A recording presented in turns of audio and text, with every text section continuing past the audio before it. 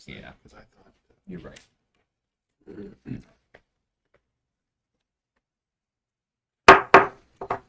O'clock. I'd like to welcome everybody. Please rise and join us to pledge allegiance. Pledge allegiance to the flag of the United States of America and to the republic for which it stands, one nation, under God, indivisible, with liberty and justice for all.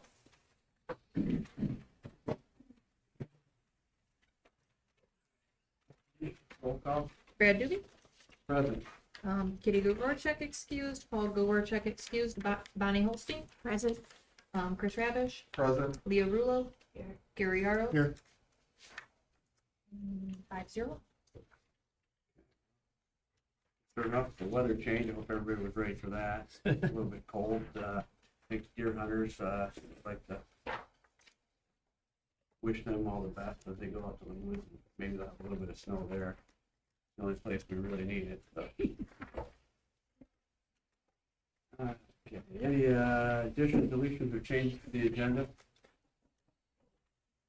Need a motion? I move to accept the agenda as written. Support. Move support. Any discussion? None. All those in favor? Aye. Opposed? Community comments on the agenda. Seeing none, then we'll move on to the 24-25 audit presentation. I can click through it if you want, but we don't have like an actual click through. Good evening, everyone. I'm Rob Frisky with PASD. Here to present the 2025 school audit. Gonna go over the results, financial statement, governmental. Just a big note here, this audit's a bit different than it was in prior. It's been in prior years. There's no single audit. That's where we report on your expenditures of federal awards. We'll get into why that's not on there. We look at the financial statements. There's a new pronouncement. We have some management comments. Next slide, please. Audit results, the independent audit report, pages 1 and 3, that just states whether or not your financial statements are presented fairly in all material respects. They are. The other independent audit reports on internal control or financial reporting and compliance on and other matters, government auditing standards, doesn't give an opinion that will list any material weaknesses or significant deficiencies and any non-compliance finding. There is one non-compliance finding reported. So we look at whether you're in compliance with grants, federal, state laws, any kind of contract positions, what we look at there. Next slide. Back to the single audit status. Not too far. The single audit, there's a compliance supplement that comes out every year and it tells us what to look at on your federal awards, what compliance items to test. This compliance supplement gets released every year. A draft was released in August, but they have not made it final. So we cannot say we performed our single audit completely until that compliance supplement gets released. So it's pending.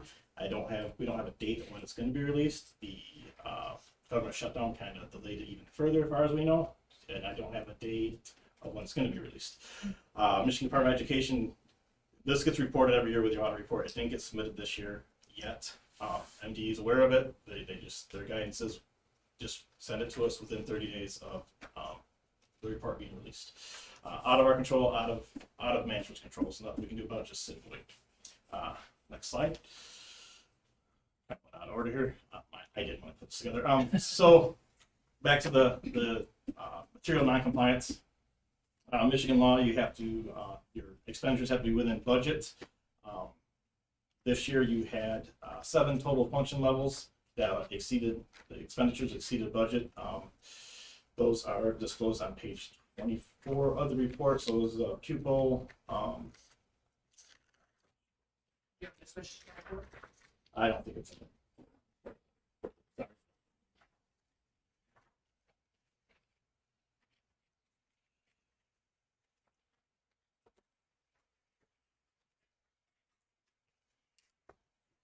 Page 25 of your audit report. So we had added needs under instruction. excess. And then under supporting service, you have pupil, business services, other support service, and athletics. And then in food service, there was two function levels: operation plan and capital outlay exceeded budget. In an audit, there's kind of tolerances.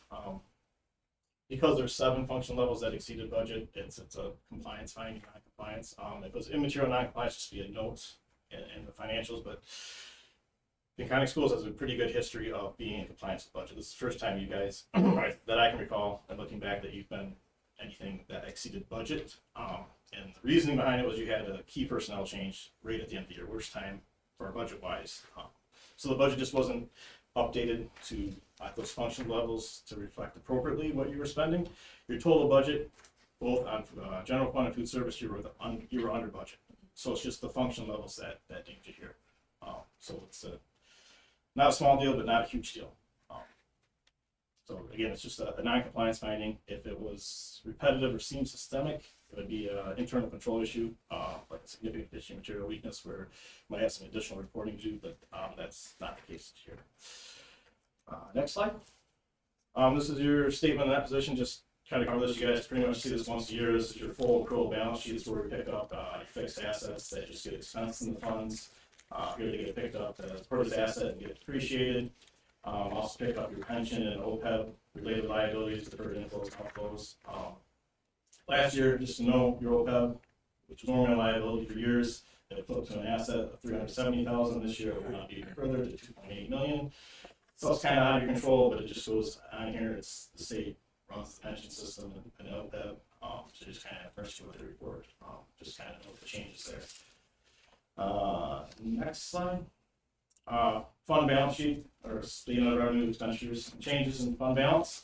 Kind of your pre-P&L for your funds, as we normally see.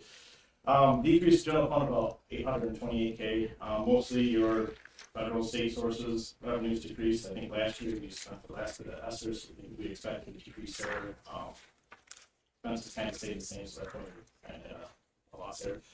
Decrease in food service, $49K, that's good. You were excess fund balance last few years. Got that down. So now you're below the 3 months cash in there. Total fund balance is decreased by $847K on the year, so mostly driven by the general fund change. Next slide. So this is, I showed you that statement of that position. I showed you the statement of revenues, expenditures, and changes fund balance. This is kind of a reconciliation of the net profit and the items that are on that position. So this is, if you want to go through this, I don't want to hit on too much detail, but it shows you the changes and starts with the fixed assets, your depreciation, and your capital outlay get picked up as assets, so they're not depreciation gets subtracted from fund balance, so to speak, and capital outlay gets added back, and you get a net change there. And then you have your debt changes, which are reported as expenses on your fund statements, but reduces liability on the statement of that position. And same with net pension liability and OPEB liability, that net change is about 3.5 million. So that's your deferred outflow change and inflow change and liability and net asset change. So those came out about 3.5. I think pension liability went down by 5, but that's offset by the changes in deferred inflows and outflows. And if you really want to get into that, that's expenses that are related on the pension, and then future revenues that's laid on the pension, kind of the timing there. Next slide. General fund budget. We already hit on the finding, just showing you overall within budget. Revenues were really close, within 1%. Total expenditures was within 2%. Strong categories, basically on 5 functions that exceeded. Next slide. Food service, kind of the same thing. Revenues within 5% of final budget. Total expenditures within 4%. Just 2 line items there that the actual expenses exceeded the final amended budget. Next slide. Change in accounting principle. Kind of pretty, but it's the best way to explain it. So historically, also, they've just picked up like their termination pay. So a teacher gets, I forget what it is here, 12, 15 years in, whatever hours they got built up, they convert those to the days, they get a payout based on whatever. Everybody's kind of different in it, whatever the policy is. That's just historically picked up. This change in approach to those compensated absences is more of a step back and look what they're projected to earn based on historic. Like, so if your teachers generally stay here 15, 20 years, and they're here 10 years already, you're kind of projecting out what they're gonna earn, or what that potential benefit's gonna be, how many hours they can live up to days, and then also the sick time they use, and you add that to your, figure the liability based on that. For most schools, all schools I've touched so far, it's increased the liability. This, again, doesn't get quoted in the fund finance statements, just on the net position and the full approval. This is showing the net change, at the bottom, it's 106,000. So the liability to start the year went up by 106,000. I think it was like a $48,000 change during the year, just increasing liabilities. Those liabilities just sat out there, it's just changing the recognition principle. Prior management accounts, so I already touched on this last year, your food service fund balance exceeded the allowable amount, that cash resource exceeded the 3 months. Just went on, we made that comment last year, you guys got it on this year, so I always like to see that change. Next slide. 3 management comments, these don't rise to level of internal control issues, just something kind of keep an eye on. Suggested improvements here, so student activity disbursements, it's going to say we lack the supporting documentation, kind of lacked is really the purpose of the student activities expenses. So it was just to give you a general idea, is first grade had a pizza party and just said pay for pizza. Well, why did they, as auditors look at it, well, why did you buy pizza for first grade? The underlying thing is it was a pizza party that they wanted, but that's not documented in the expense document, just not the purpose was missing on some. And then some of the approvals of the expenditure weren't well documented, but all the expenditures we looked at, they seemed appropriate. They didn't seem out of line for the purpose or the fund. So nothing looked funny to us. It was just a warning suggestion to improve the documentation on some of those disbursements and the purpose of them. The next one, student activity reporting. You guys have done this in the past, it's kind of got missed over the past year or so. Reporting the student activity individual funds back to the person in charge of it. So it's just to improve the controls there. So if Hunter or whoever's running in the business office makes a mistake, mispost $1,000 that should have went to drama and went to football, that the person in charge of drama is going to go, hey, I'm short 1,000. I should have 1,000 here. I don't have 1,000. What happened? And just kind of can correct that error before it becomes a problem. And based on what talking to Hunter earlier, he's already working on that and sent some out. So like to see that. And then the last comment there is budgetary controls and general ledger. We have the non-compliance budget. This is kind of a double banger, but these kind of could exist separately. So over budget some in some functions. In your general ledger in your accounting system, you have a budgetary control where you can enter in individual lines on the budget, and those did not agree to the final budgeted. So even if you run over in budget, I'd still have this comment, so that's why I put it in there. It's just that control's there, use it. I think it's pretty helpful when whoever's processing disbursements can see, hey, this line item's over budget. Do I have to get a budget amendment, or do we have to, is the function okay? So it's a control that will help you there, keep you under budget. I think that's the last slide. Yeah. Any questions? Anything you want to touch more on? We met before. Well, I don't think I'm not gonna recommend that we have a finance committee meeting to address any of these. They've already been addressed. Address the topics that he brought up for our attention. None of them are majors. We have all policies and procedures in place already. Just need to tighten up our. Policies are good. Yes, we just need to tighten up the process. Yeah. So the thought that we put 3 people in the last 6 months. There you go. Within a month. Yeah. Yeah. Thank you. Thank you. Okay, thank you. Superintendent Qualcheck, communication. Thank you, President Doobie. We've talked about 31AA being a hot topic the last few months. This is a grant fund that comes to us that was the original intent was to strengthen student mental health and safety supports. The state has, or the legislators have changed the wording on that on some things that if we accept these funds that we have accepted for numerous years, that you would have to comply with. And we've talked about these in the past, where if there is a big event that we would lose our governmental immunity and attorney-client privileges. Hunter has been in some meetings as well as I have. We don't know of many school districts around us that are, as is, accepting these funds this year because, and I'm going to go through some of the things with it, but that's just a quick overview of what it is.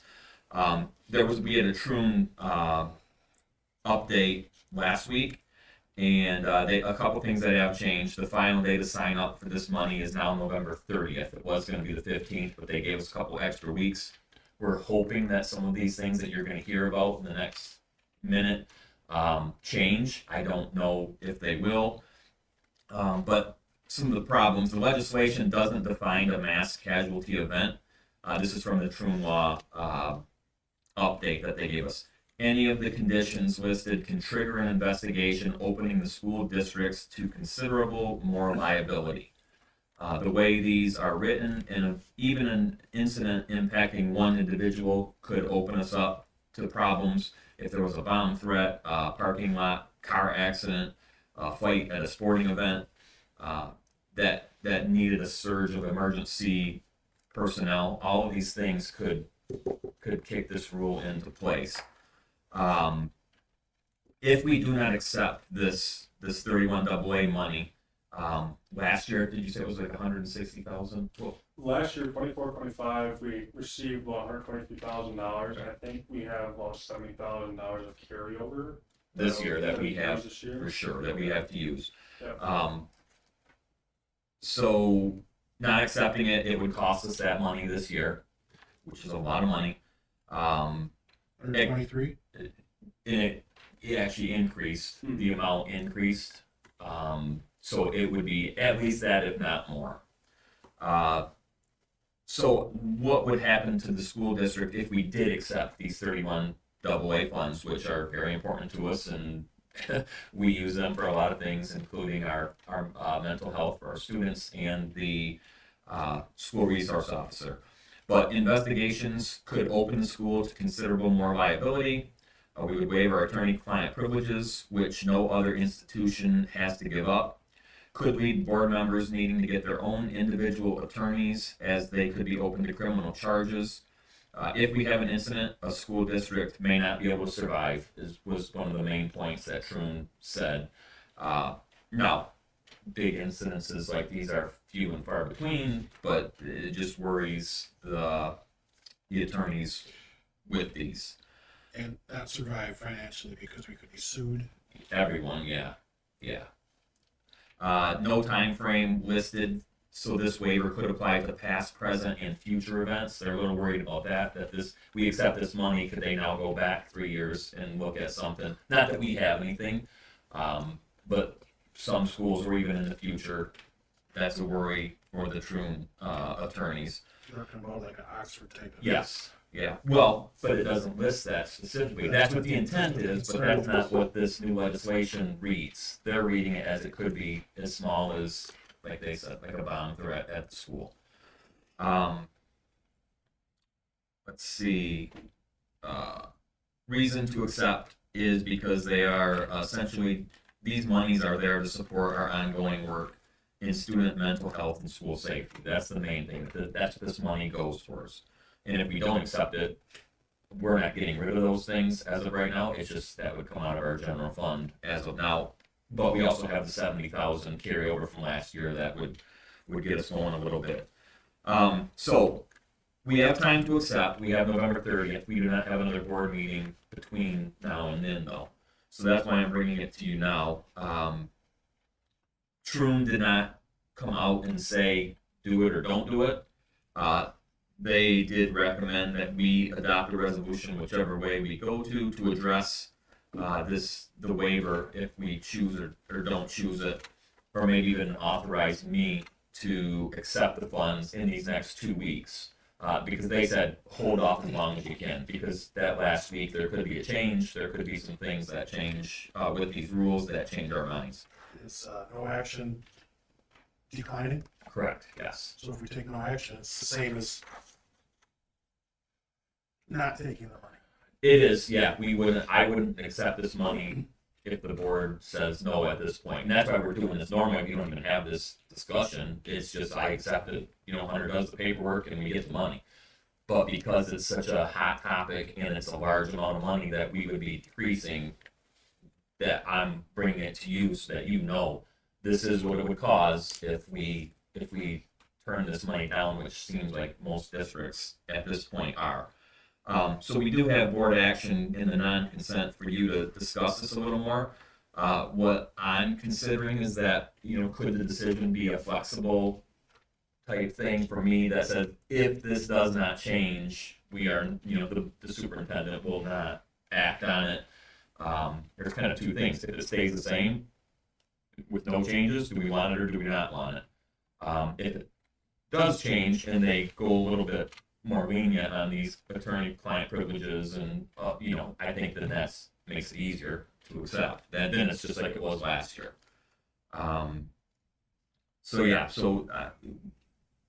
They would like Troon has asked to make a move on this to act, to not take it or take it. And we can you can discuss that more coming up in the non-consent. Have you heard the rationale behind why the change? Have you heard No, any I've heard some literature from rumblings. the legislature No. why the change? Some rumblings. I have not found anything why. No. And what they really said was that they kind of moved from preemptive, support, giving support to students, having the officer, to we're going to give you this money afterwards, after there's a problem. Who knows? That may not be, but it's just saying they're trying to help after there's an issue, not before there's an issue, and hoping that, is it something that they're trying to save at next year's budget by saying, see, we didn't need this money anyway because no one took this money.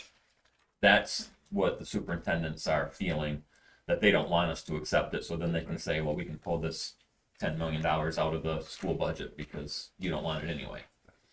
But really, that's not the case. Any other comments or questions on that? If not, I will move on to our student count numbers came in last week. I do have totals from the past 4 counts. This count was 1049. So fall of 25 is 1049. Spring of 25 was 1079. So a loss of 30 students since the spring. 1082 was the last fall. So a year ago at this point was the 1082. And then there was a bigger jump, the 1099, that following spring before that. So really what we're looking at is a loss of 30 students since the spring.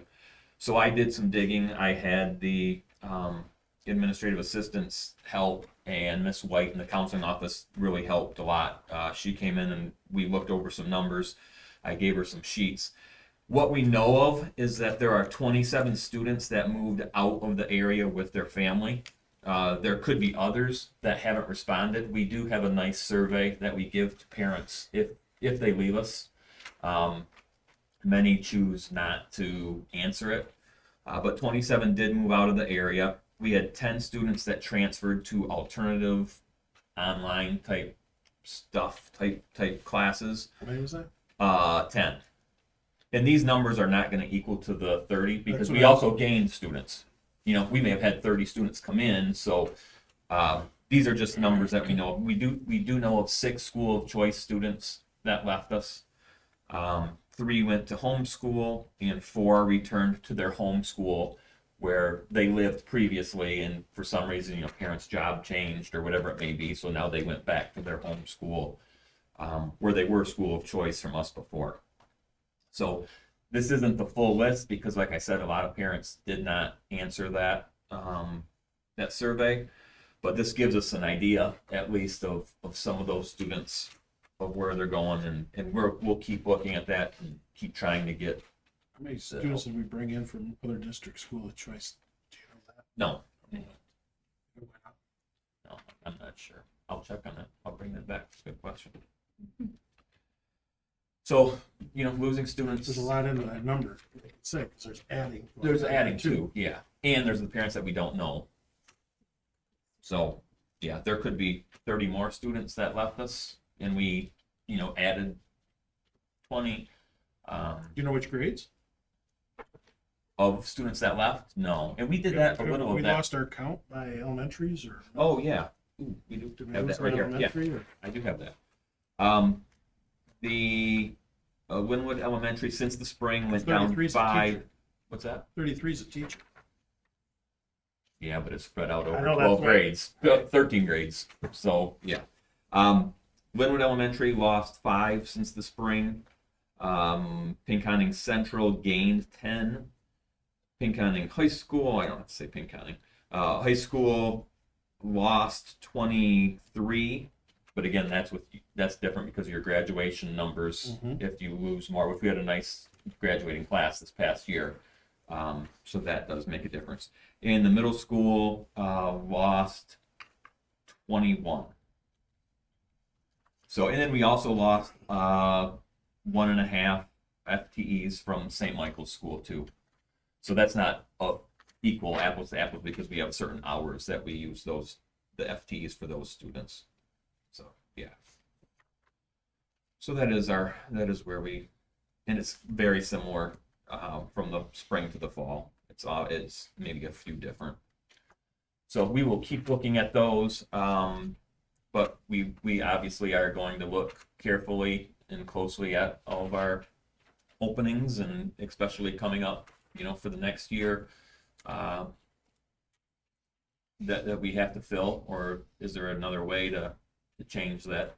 Because if numbers keep going down, we will not need the same number of staff. Any questions about that?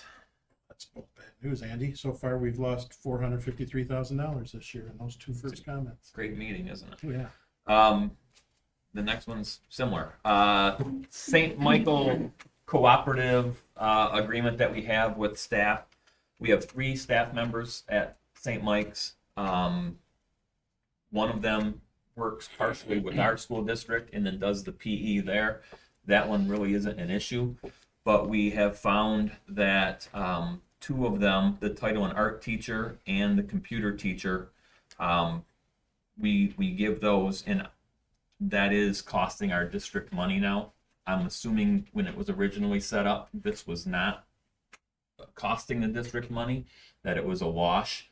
We get the FTEs, like I said, we do this fall, we received 5.12 FTEs from the St. Michael's students because we send those teachers there. But the problem is the 2 teachers we're not getting the revenue from the FTEs to cover their costs.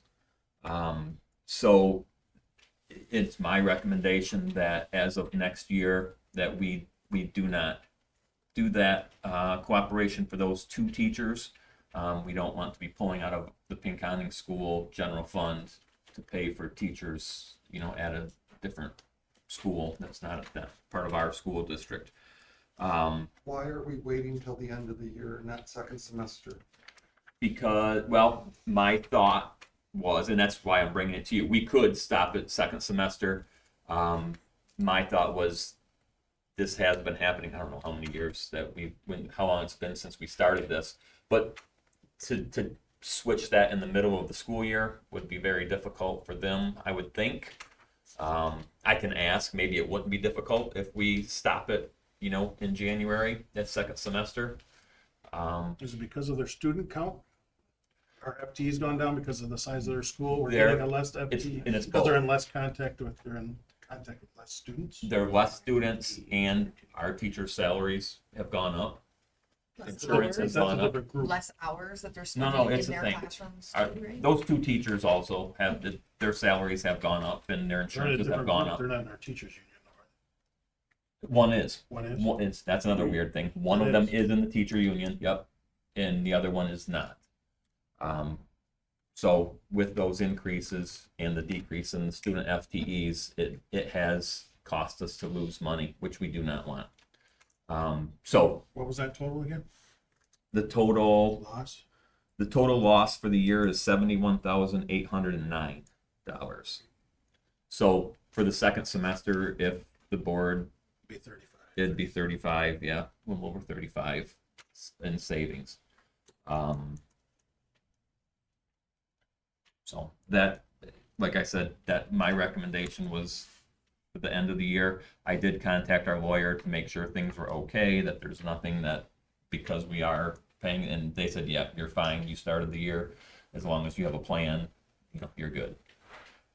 So, but that, If we had a person who was qualified that had an extra 2 hours of the day, could we then offer that service to them so it's a lower cost because we have an extra portion of a staff member? I think that's how it was initially Well- started, as we were sharing.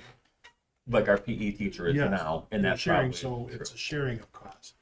Somehow it got they transformed into this full time. I did look into why other districts can do it, because St. Mike's also is in cooperation with Carleton and Oxford, where those two districts, they work with them as well. So I looked into why they can do it, and how can they not lose money. There's two ways. One is like what we do. We have one of our staff members who share exactly what you're saying, and that's what they do. Some of them, they have their own school district where they're using them, and then partial there, so they cover it.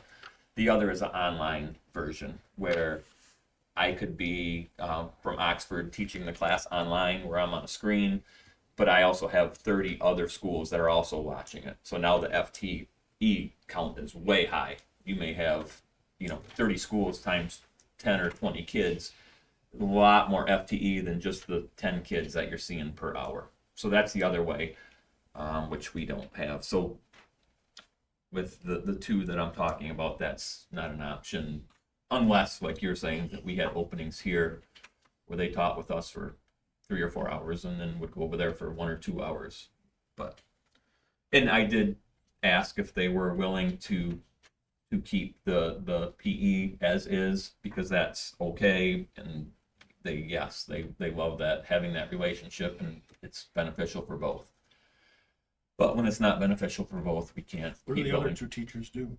Title and art, yep, that's Miss View, and Miss Trombley is the computer teacher, and both of them are part-time. It's not a full-time teaching. Andy, how many kids total they got? 63.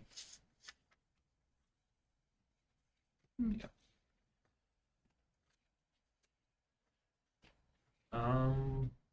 Titles. They do get title money. In the state, there is a state law that we have to provide title Yeah. money for them, which we do, but it doesn't have to be in the form of teaching. It can be PD, it can be trainings, it can be different things. I talked to Dr. Braun about that because she's the expert on the title money. And that's where So we still might cooperate with them on. providing PD, we would because have they a need to certain use amount of that money. title dollars, yeah.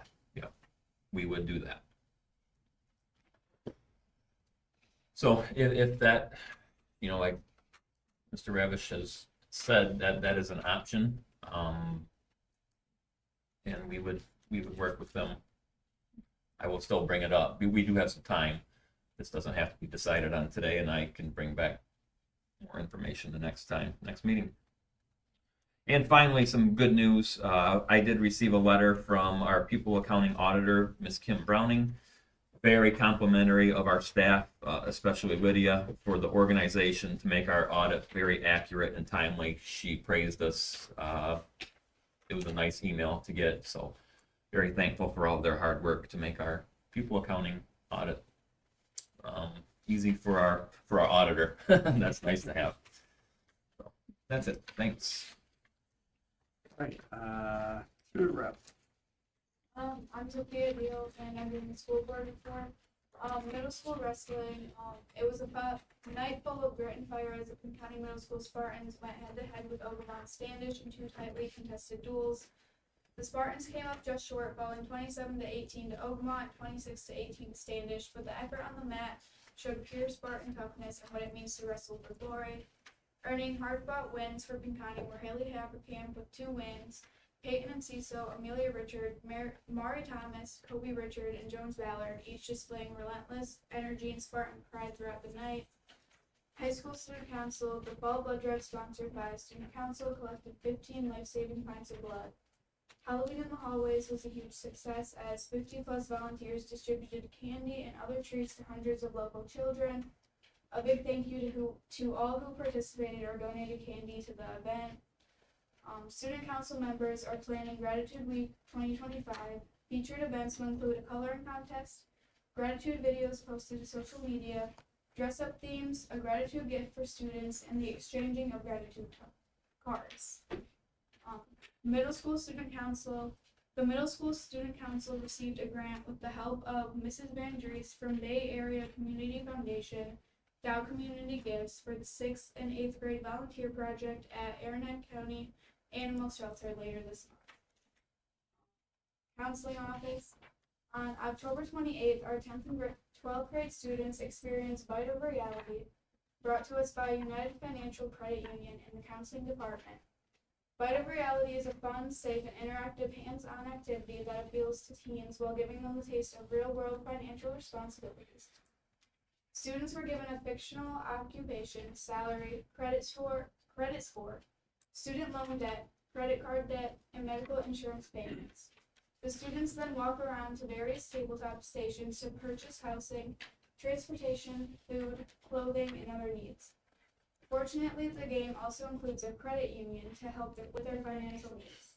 This interactive activity teaches students how to make financial decisions and give them a better understanding of the challenges of living on a budget. Students had to deal with a pushy car salesperson, and a commission-based realtor, and weigh their wants versus their needs. There's even a fickle finger of fate that will give the students unexpected expenses or windfalls just like in real life.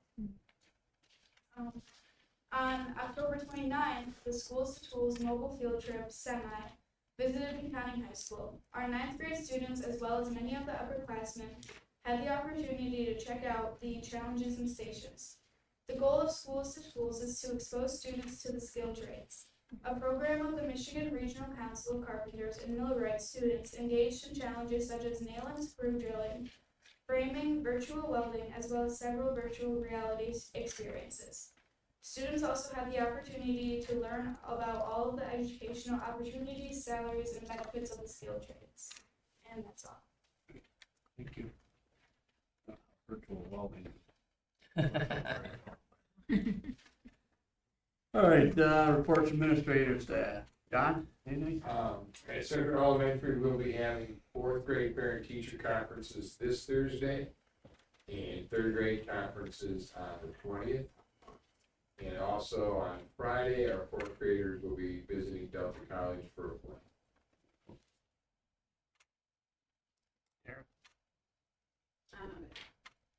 Hunter? Okay. No, sir. Okay. Okay, on to then the consent agenda.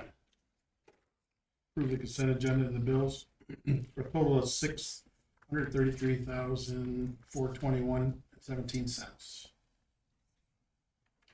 Support. Got motion and support, any discussion? Not, roll call.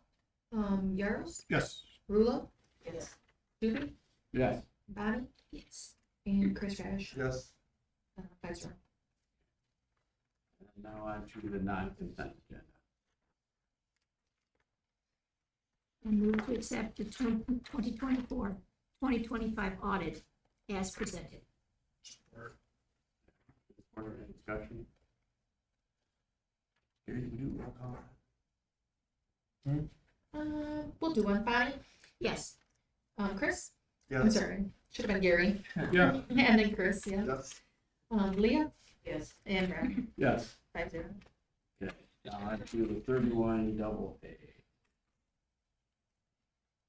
I move to approve that we will not take 31 AA money unless the state of Michigan adjusts the language regarding giving up our attorney-client privilege and governmental immunity. Motion, Support. we have a motion support, any discussion? Okay, all those in favor? Aye. Opposed?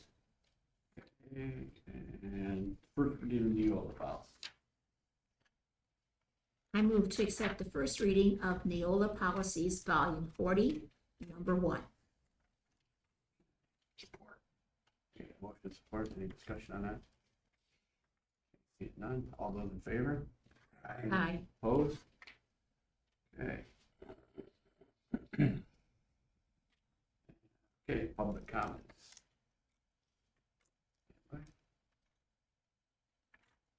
Seeing none, board, any discussion? How are we coming with our openings? There's a middle school English opening. We have elementary PE also. So yeah, we are looking at them. Get this right. We have the PE, the elementary or middle I think we school? have an English No. teacher, from my knowledge. There should be a Either. PE position, 2 paraprofessional positions. Did we, last meeting, we took a resignation? That was a high school for Oh, Daniel high Brown, school, high school, okay. So there's a high school opening?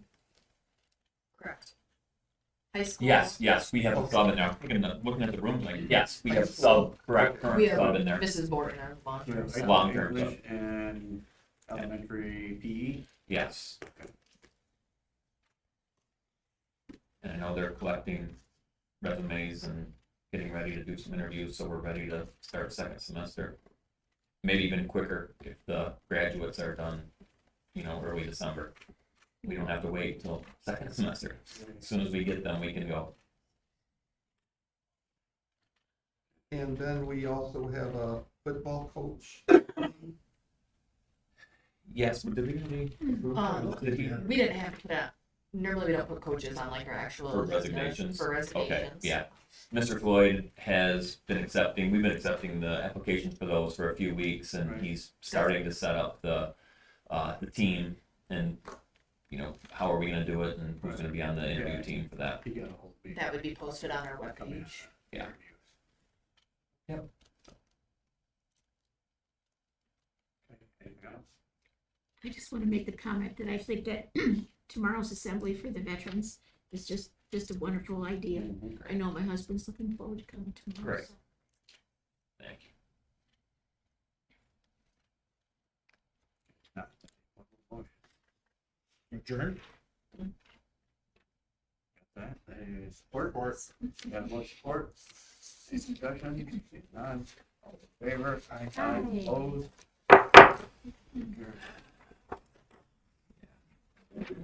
Wrong way, Gary. I don't. Yeah.